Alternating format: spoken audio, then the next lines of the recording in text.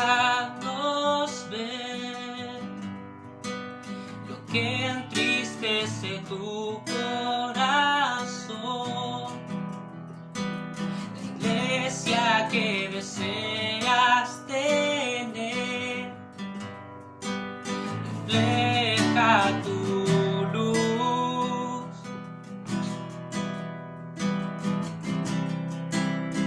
Rompe, Señor, orgullo y muros en mi interior. Mis sueños y coronas te doy, me rindo a tus pies. Tu luz da esperanza en la oscuridad, que todos puedan ver Cristo mi Dios, grande y digno de alabar.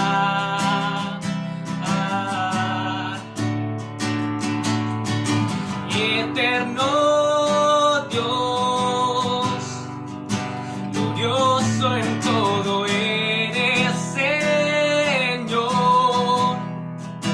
La majestad, la gracia y poder en la luz de tu ser.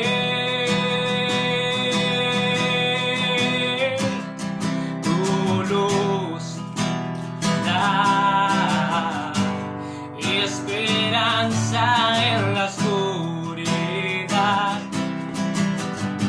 que todos puedan ver Cristo mi Dios, grande y digno de alabar.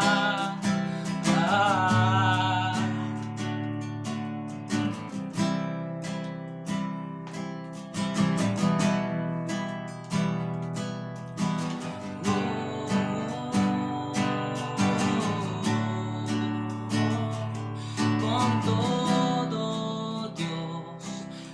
todo Dios, cantaré de tu gloria.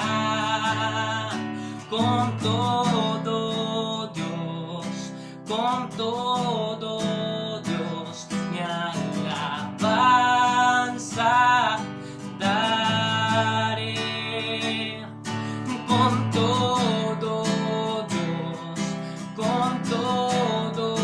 Dios, cantaré de tu gloria. Con todo Dios, mi alabanza daré. Mi corazón te adora, Dios, por siempre te exaltaré. A ti, mi Rey, con todo Dios, mi alabanza daré. Oh, oh,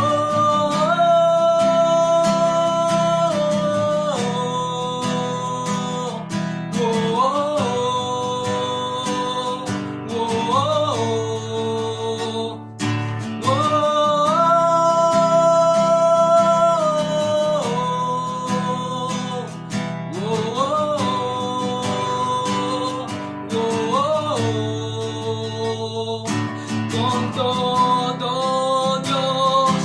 con todo Dios, cantaré de tu gloria. Con todo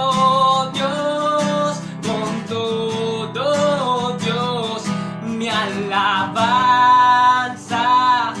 daré. Oh,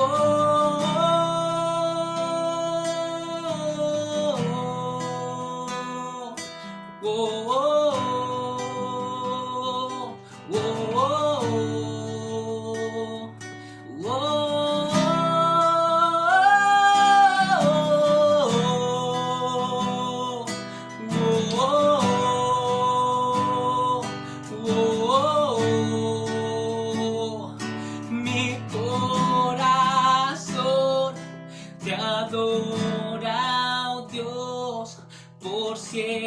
siempre te exaltaré.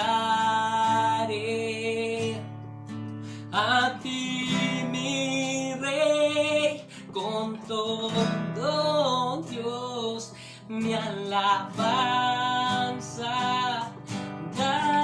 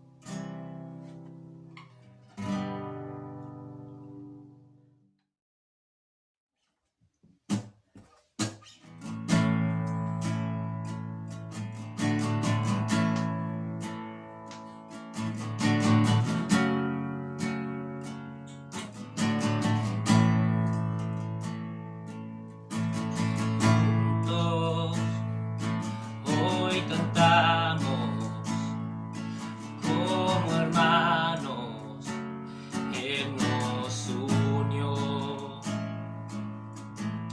hijos de todo pueblo. Este es el tiempo de alzar la voz.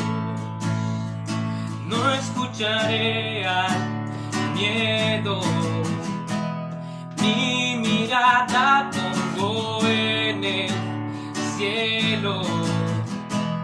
En tu gracia firme estoy, tú me amas tal como soy. Valiente seré, yo sé, mi esperanza está en él. Oh, oh, oh, oh, oh, oh, oh.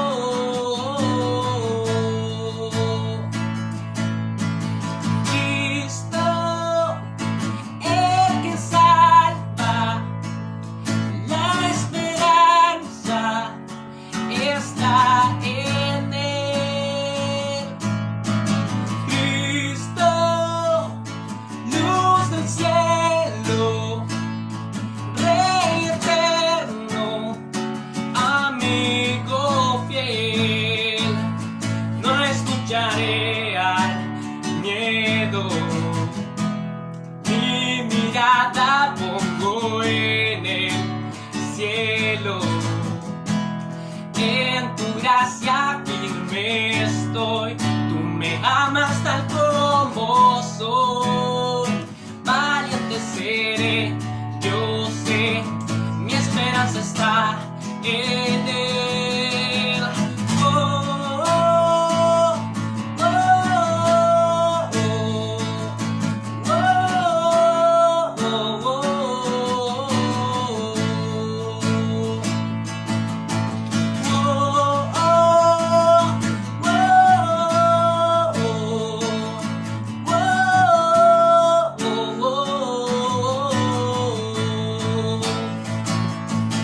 Se oirá en los cielos el sonido de nuestra adoración. Las murallas caen a sus pies al oír su voz. Por su gracia Él nos limpió, cuán bueno es Dios, su nombre es Cristo. Se oirá en los cielos el sonido de nuestra adoración.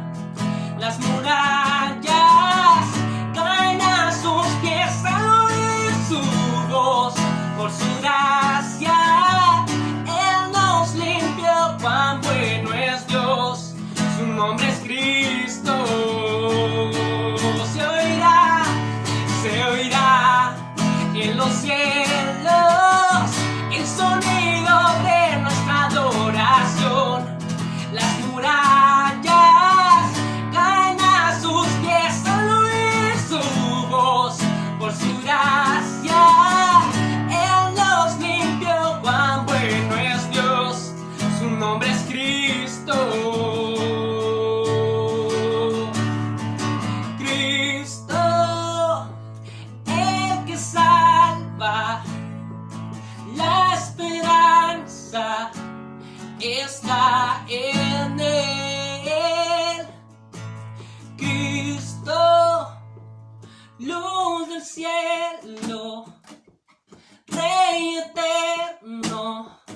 amigo fiel. Cristo, el que salva, la esperanza está en Él. Cristo, luz del cielo, Rey eterno, amigo fiel.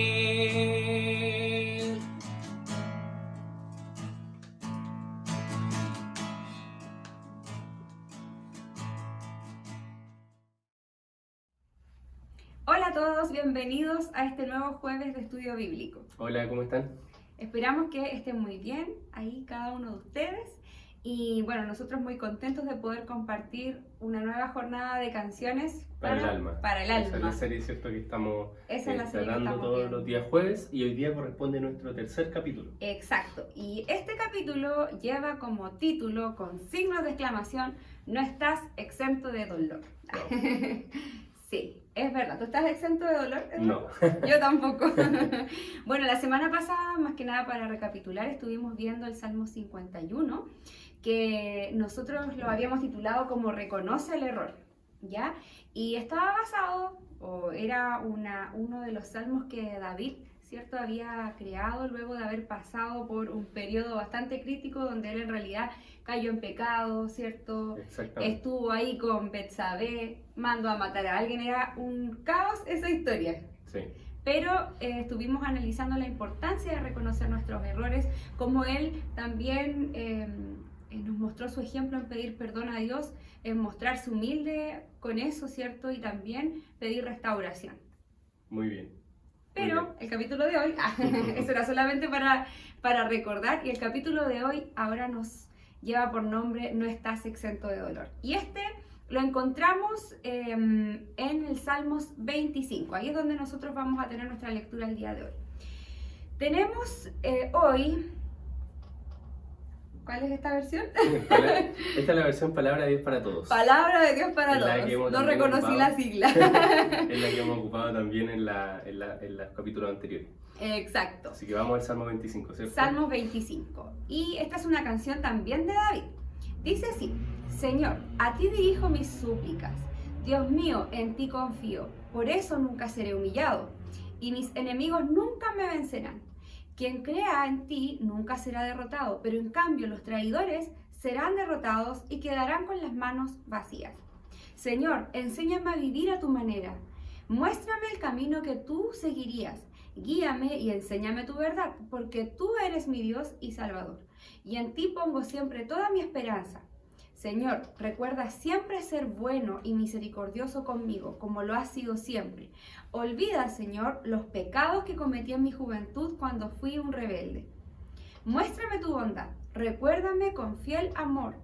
El Señor es bueno y justo. Por eso les enseña a los pecadores el camino correcto.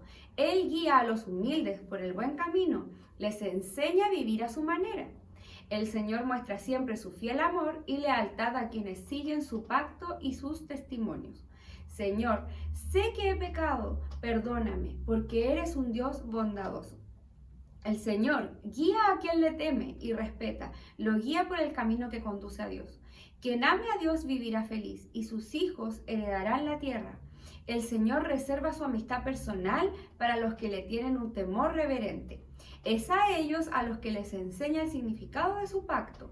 Yo siempre busco la ayuda del Señor porque sé que Él siempre me salva del peligro. Dios mío, mírame y ten compasión de mí, que estoy solo y triste.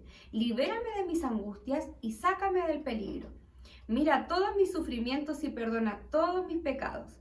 Reconoce que tengo enemigos Reconoce que tengo enemigos que me odian y quieren hacerme daño. Protégeme y sálvame. Confío en ti. No me dejes pasar vergüenza. Dependo de ti. Haz que me mantenga siempre sin faltas y fiel a ti. Dios mío, salva a Israel de todos sus enemigos. Muy bien. ¿Qué te parece si oramos para Sí, por comenzar este supuesto. estudio? Padre, gracias porque nos permites tener esta oportunidad de estudiar la palabra, Señor, de poder abrir, ¿cierto?, este libro este gran libro y encontrarnos, Señor, cara a cara con estas canciones, con estos salmos, Señor, que nos invitan a poder pensar en ti, Señor, y en cómo el salmista, ¿cierto? Como David, como el autor de este libro, Señor, era tan sincero, era tan honesto para poder comunicar, Señor, sus situaciones de vida, su dolor, sus alegrías, sus tristezas, Señor, para contigo. Gracias, Señor, porque hay muchas enseñanzas que podemos extraer de este libro y que nos han hecho bastante bien, Señor, poder adentrarnos, Señor, en esta realidad. Gracias, Padre. Bendice a los que están viendo este estudio, Señor. Bendice a sus familias, Señor. Y que podamos hoy día también sacar también algo positivo, algo bueno, algo que nos nutra, Señor, de lo que hemos leído en este momento. Gracias, Señor. Amén. Amén. Bien, lo primero que vamos a analizar de este salmo es el contexto. ¿Ya? Nosotros el primer capítulo vimos que los salmos se dividían en distintas familias, ¿cierto? Se clasificaban en distintas familias. Este salmo pertenece a la familia de los salmos individuales y específicamente es un salmo de súplica individual. ¿Ya? Al igual que el salmo que estuvimos estudiando la semana pasada. Exactamente. Sí. ¿Ya? Este salmo, ¿cierto? Está estructurado, es interesante porque está estructurado como un acróstico, ¿ya? Claro. ¿Cierto? Un acróstico que sigue el orden del alfabeto, pero en este caso el alfabeto hebreo, ¿cierto? Uh-huh. En su lengua original, cada versículo comienza con una de las letras del alfabeto hebreo. ¿Ya? ¿Será que por eso, bueno, en algunas versiones podemos identificar algunas palabras extrañas, ¿cierto?, en otro idioma que leemos entre medio del Salmos? Exactamente, pero quizá para nosotros no nos va a llamar mucho la atención porque quizá no entendemos obviamente cómo está estructurado. Sí. Exacto. Pero lo más probable es que el Salmo 25 causó un gran impacto en aquellos que lo leyeron por primera vez, ¿ya? Y lo más probable, dicen algunos autores, es que fue elaborado de esa manera para poder facilitar su aprendizaje. Como nosotros utilizamos algunas veces las mnemotecnias. La mnemotecnia, ¿cierto? Como una ayuda a memoria. Exacto. Podría ser esa la finalidad de que tuviera esta forma de acróstico, ¿ya? Por lo tanto, eso es un dato interesante para poder partir. Claro. Bueno, otro dato importante es que ustedes saben que la mayoría de los salmos, porque ya lo hemos comentado, ¿cierto?, nacen de un conflicto que da lugar a que cada persona quiera interpretar o decir lo que siente a través de ese salmo, ¿cierto? En el Salmo 51, que lo vimos en el capítulo anterior, nos hablaba de esta oración que hace David, ¿cierto?, ante los hechos ocurridos con Betsabé. O sea, todo este error que hubo, este pecado que él tenía. Y posterior a eso, ¿cierto?, la confrontación que tiene con el profeta Natán, cuando le dice, ¿cierto?, las cosas como son, y él se da cuenta de que estaba hablando de él. Pero en el caso del Salmo 25, que también está atribuido a David, el salmista aparece en una etapa avanzada de su vida y de hecho habla de manera retrospectiva, reflexionando sobre su juventud, pidiendo dos cosas: que le perdonen las faltas, ¿cierto?, que eso fue lo que leímos, y pecados de su juventud, y también que Dios lo libre de sus enemigos. Por lo tanto, hay un conflicto entre dos grupos desiguales, el salmista y sus enemigos. De eso se trata. Hay dos súplicas por las circunstancias externas que rodean al salmista y también por lo que ocurre en su ser interno, que es lo que le pasa a él. Reconoce que es pecador y que necesita la orientación de Dios. Y bueno, sin embargo, uno de los temas teológicos que toca este salmo es el del dolor. Y eso es un poco más o menos de lo que nosotros queremos hablar hoy día. De hecho, queremos ahora resaltar tres ideas que podemos destacar de este salmo. La primera es... Vamos con la primera enseñanza, la primera idea que extraemos de este salmo, y nosotros le titulamos a la primera idea "Todo lo hemos sentido", ya refiriéndonos al dolor. Exacto. El verso 16 de este salmo dice: "Dios mío, mírame y ten compasión de mí, que estoy solo y triste", ¿ya? Bueno, la Real Academia Española, ¿cierto?, define, dentro de sus acepciones de dolor, lo define como una sensación molesta y aflictiva de una parte del cuerpo por causa interior o exterior, o también como un sentimiento de pena, de angustia. La Asociación Internacional para el Estudio del Dolor lo define como una experiencia sensorial y emocional desagradable, asociada con un daño real o potencial. Por lo tanto, hablamos de dolor en un sentido amplio para referirnos a cualquier experiencia que sea desagradable y que tenga repercusiones en nosotros, tanto física como psicológicamente, dependiente de su causa. Podemos decir que el dolor también es algo inherente a la experiencia humana. Todos sentimos dolor, ya sea por una enfermedad incurable, por la partida de un ser querido, por una separación que rompe con los sueños quizá de una pareja. Todos hemos atravesado o hemos sentido en algún momento de nuestra vida dolor. El libro de los Salmos ya hemos dicho que son un conjunto de oraciones que eran cantadas por el pueblo judío y que contenían todo tipo de experiencias, alegría, dolor, esperanza, por lo que parecen ser un gran espejo en el cual nos vemos reflejados hoy en día. Y el tema del dolor nos lleva a pensar en algunas preguntas, de las cuales muchas de ellas han sido planteadas por nosotros cuando hablamos de este tema. ¿Cómo afrontar y soportar el dolor? Por ejemplo, sería una de ellas. ¿Es posible en esos momentos continuar creyendo y esperando? Si Dios es bueno, esta es una típica, ¿cierto? ¿Por qué existe el dolor entre sus hijos e hijas? Claro. Preguntas que han sido formuladas desde el mismo pueblo judío, muchos pueblos de la antigüedad, hasta los pensadores actuales. ¿Cómo explicar las situaciones de dolor por las cuales atravesamos? De hecho, antiguamente el dolor era interpretado como un castigo por un pecado que se cometió por el pueblo o por la misma persona. O sea, se creía que Dios trata a las personas por cómo se comportan. Y bueno, no solo en ese tiempo, yo creo que de repente cuando uno conversa, ¿cierto?, entre sus amigos o uno mismo, también tiene ese tipo de comentarios, que pareciera que Dios nos tratara de la manera en que nos comportamos. Esta forma de pensar es parte de las culturas más antiguas de nuestra historia y el salmista también está impregnado de esta forma de ver las cosas. O sea, ¿qué quiere decir esto? Dios castiga a quienes quebrantan la ley. Ese era el pensamiento. Pero esa forma de pensar queda en entredicho cuando ocurre lo contrario y las situaciones de dolor le sobrevienen a alguien que no necesariamente ha roto algún mandamiento y no tiene sentido. Sin duda que nuestras acciones tienen consecuencias. Si yo hago daño a otra persona, lo más probable es que esa persona, ¿cierto?, reaccione de la misma manera contra mí o contra otros. Pero como ya se ha comentado, el dolor es una experiencia que todos atravesamos. Incluso hay un libro del Antiguo Testamento que nos narra la historia de Job, que muchos la conocemos, ¿cierto? Un personaje muy justo, un hombre correcto, ¿cierto? Muy temeroso de Dios y sin embargo fue bombardeado con situaciones de dolor, perdió a su familia, ¿cierto? Perdió amistades, tuvo enfermedades, o sea, ¿cómo se puede explicar el sufrimiento de alguien tan bueno como nosotros le decimos, ¿cierto? Claro. Bueno, y también existen otras respuestas a esa pregunta del dolor. Cuando leemos, por ejemplo, a los profetas como Amós, como Oseas, al parecer se usa todo ese dolor y sufrimiento no tanto como un castigo por los pecados del pueblo, sino que como un medio para acercar al pueblo de Israel a Dios, para orientarlos, para corregir las malas prácticas que tenía el pueblo en ese tiempo, la injusticia social, la idolatría, etc. Esa interpretación es la que encontramos en algunos profetas para el dolor del pueblo.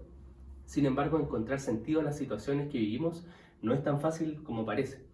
Volviendo al libro de los Salmos, no pretendemos encontrar el origen del dolor del salmista, las causas del por qué tienen que enfrentar tales situaciones, pero sí encontramos una respuesta ante esas situaciones que debemos destacar: la confianza y la aceptación, ¿ya? Esas dos ¿cierto?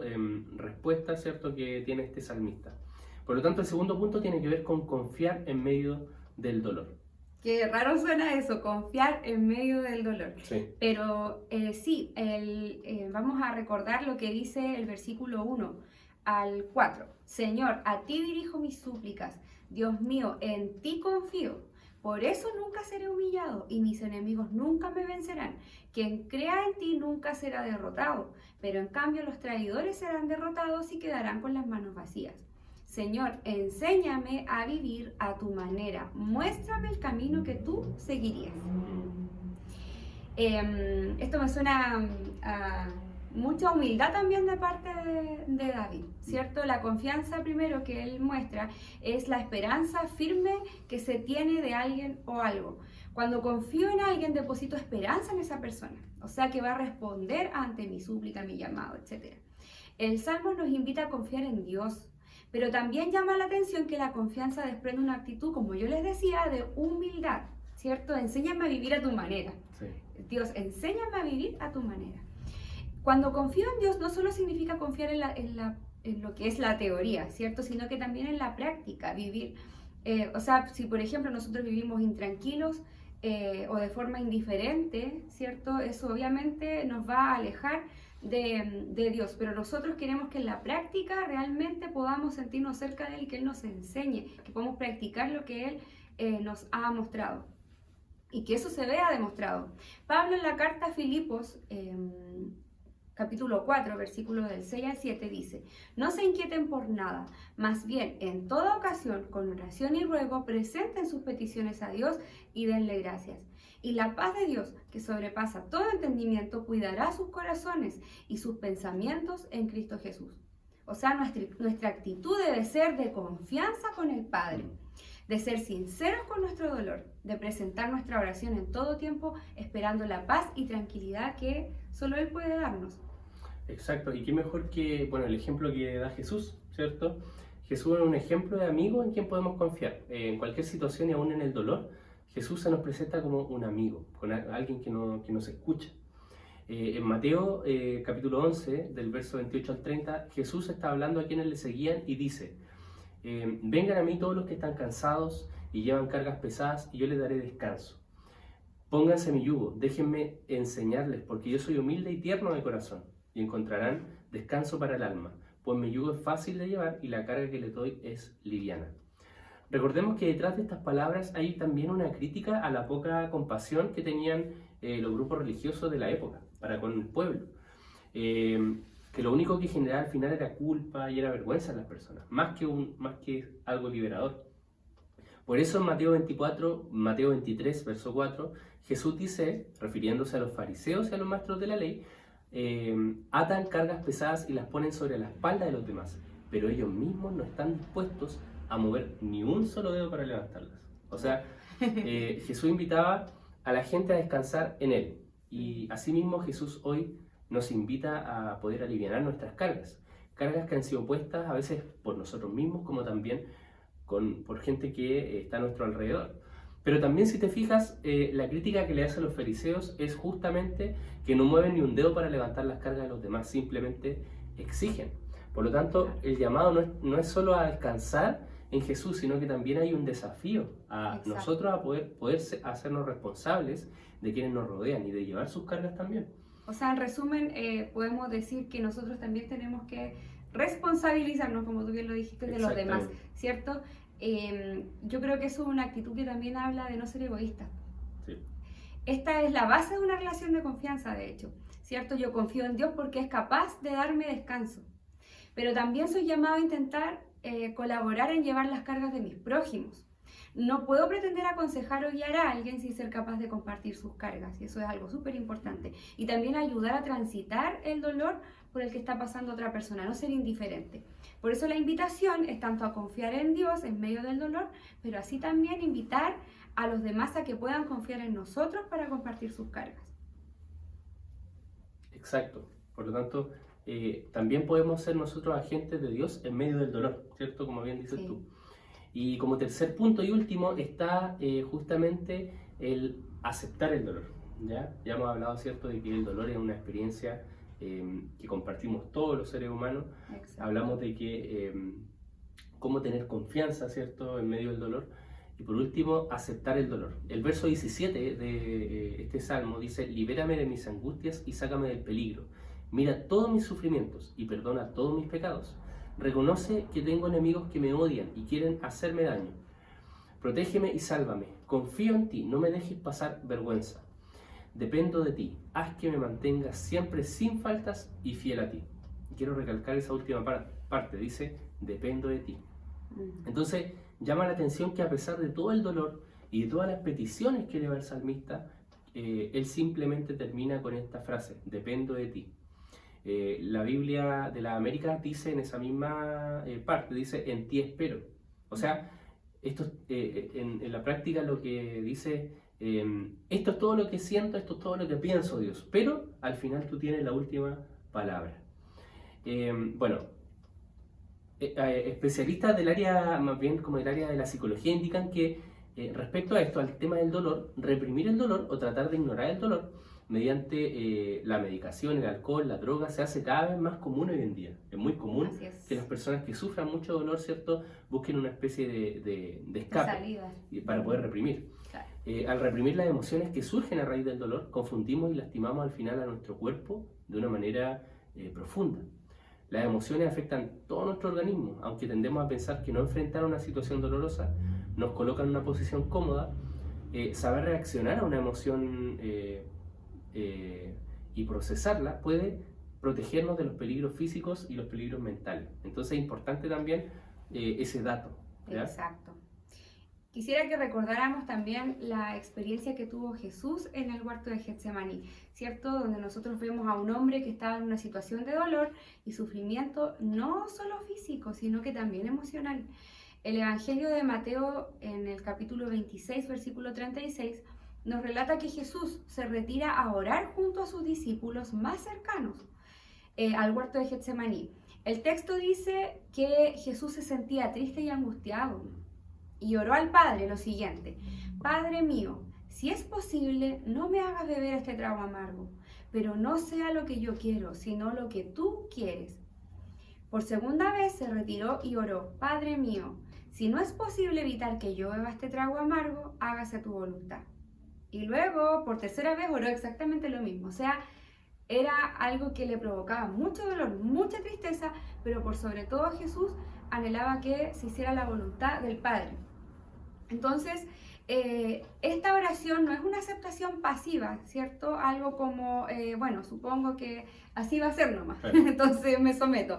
Ni tampoco una frase rebelde, ¿cierto? Como, yo voy a cambiar el futuro, como una, ¿cierto? Como de superhéroe, sino que para Jesús la actitud era estar abierto, flexible, atento a lo que Dios estaba haciendo en ese momento.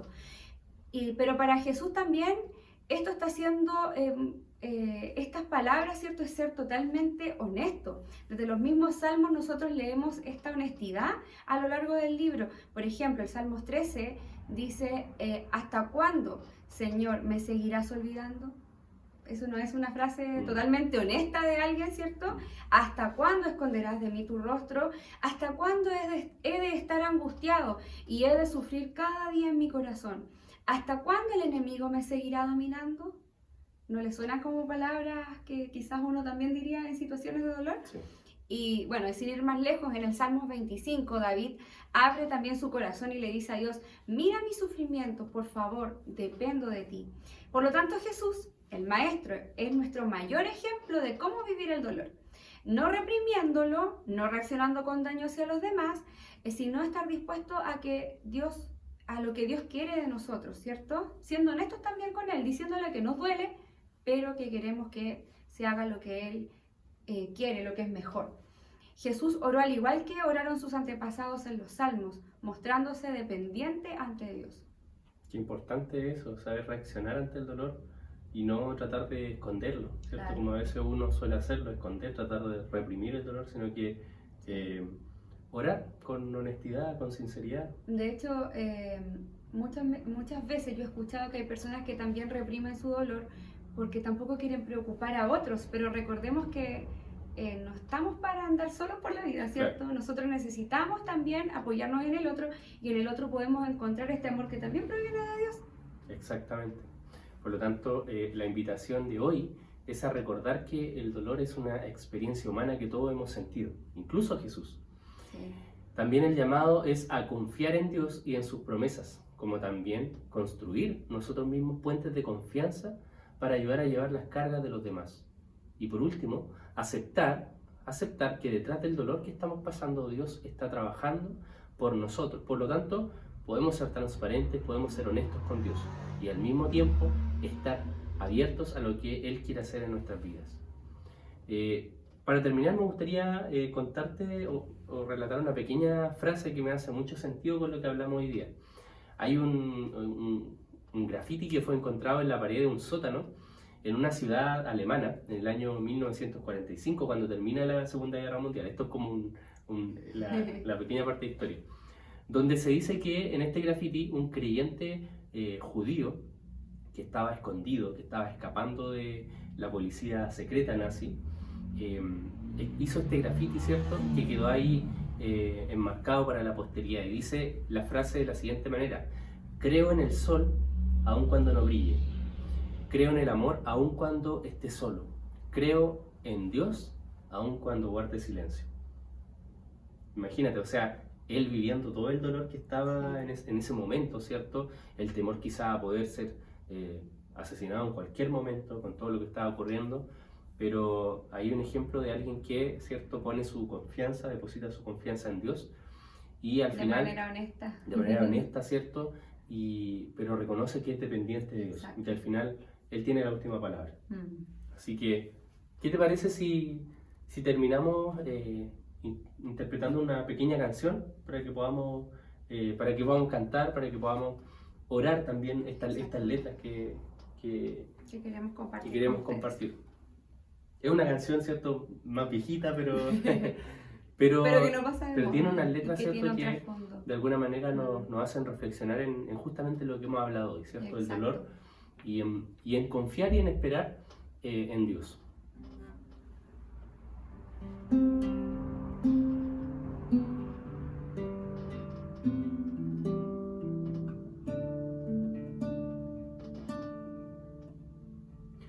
Esperar en ti, difícil sé que es.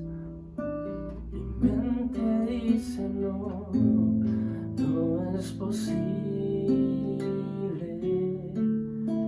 pero mi corazón confiado está en ti. Tú siempre has sido fiel, me has sostenido y esperaré pacientemente, aunque la duda me atormente. Yo no confío con la mente, lo hago con el corazón y esperaré en la tormenta, aunque tardare tu respuesta. Yo confiaré en tu providencia, tú siempre tienes el control.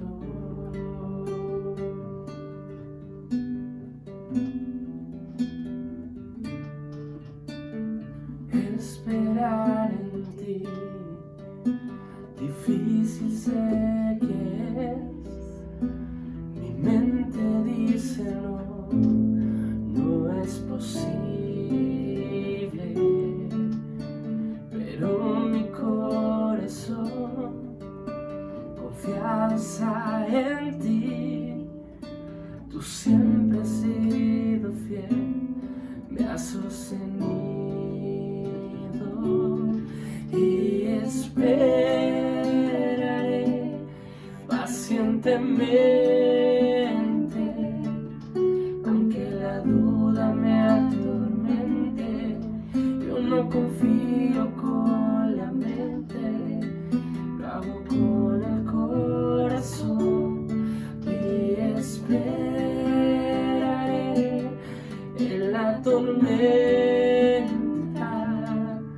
aunque tardare tu respuesta. Yo confiaré en tu providencia, tú siempre tienes el control y esperaré pacientemente, aunque la duda me atormente. Yo no confío con la mente, lo hago con el corazón y esperaré en la tormenta, aunque tardare tu respuesta. Yo confiaré en tu providencia, tú siempre tienes el control.